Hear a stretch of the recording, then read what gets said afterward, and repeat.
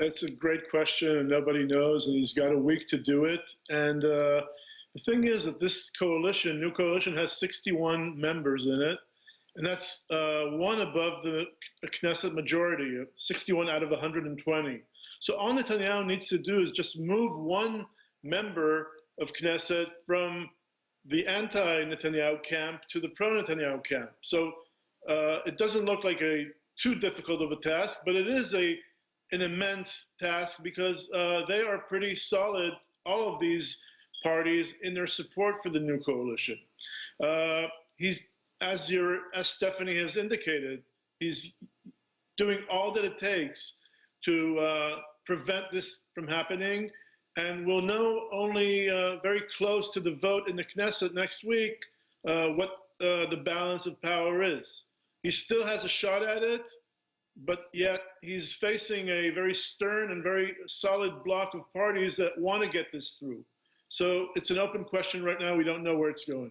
Bennett is considered to be even more hawkish than Netanyahu. Correct me if I'm wrong, yet Bibi calls this coalition a dangerous leftist government. Explain that one to me. You know, it's classic Netanyahu tactics. Every person that leaves him or departs from his party or forms another party from the right, immediately he labels them as left-wing. And the number of left-wing leaders in Israel has increased, so to speak, since people are leaving Netanyahu. So these are not serious allegations. It's part of its tactics, trying to appeal to the right-wing voter base, trying to sway those members of Knesset from the right that are now supporting this coalition for change, not to support it. So I would really dismiss those. It's just allegations which are not true. Naftali Bennett remains very right-wing. Gidon Sar, another member of this coalition, also right-wing, very solid right-wing. And there are actually about 20 members of the right which are part of this 61-member coalition. So, Dan, let's say this coalition is voted in, the Knesset approves it, Netanyahu is out.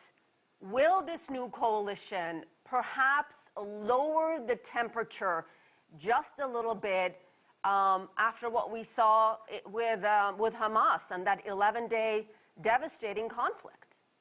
Clearly, that is the hope, and that's what Bennett and Mr. Lapid, that they're doing this together, are hoping for. They're focusing on a domestic agenda, trying to rehabilitate the economy, fighting COVID, and bringing down tensions between Jews and Arabs. This is certainly an emphasis of theirs, and they're going to devote a lot of efforts to doing that. And there's a good chance that they will be successful because they are combining so many forces from all across the political map, right, center, and left. So definitely this is going to be very high on their agenda. What happens to Netanyahu's corruption charges if he's ousted? His trial is ongoing. It's just in the initial stages. It could take years. And he will continue to face this trial. And, you know, if he will not be prime minister, then there will be a question of whether he can remain in the Knesset, because members of Knesset, according to Israeli law, need to resign if they're under criminal indictment. So that's the next step.